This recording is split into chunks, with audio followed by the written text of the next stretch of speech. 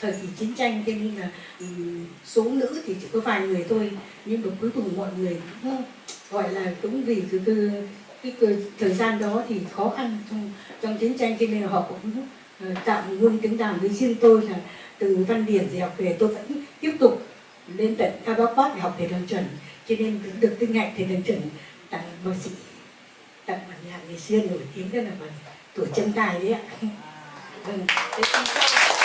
Thì sau nếu có điều kiện tham gia tại Trịnh ca, tôi sẽ xin biểu diễn cái bài Tuổi Châm Cài mà nhạc sĩ Đàn Chuẩn đã tặng cho tôi ạ. Cô giấu kỹ thế cái bài. Cháu biết là nhạc sĩ Đàn Chuẩn viết tặng rất nhiều tình khúc cho những bóng hồng trong cuộc đời sáng tác của ông. Cháu không ngờ rằng người đứng cạnh cháu đây cũng là một cái bóng hồng để cho ông, vâng, để cho ông lưu lại một bản tình khúc cho đời là bài Thỏi Châm Cài. Cảm ơn cô Bùi Bạch Liên. Vậy thì bây giờ cô có muốn gửi tặng tới quý vị một bản nhạc nào của thầy Đàn Chuẩn của cô không ạ? Để chiên với thầy Đàn Chuẩn thì tôi xin tặng quý vị hôm nay bản nhạc Tình Nghệ Sĩ ạ. Tuyệt vời.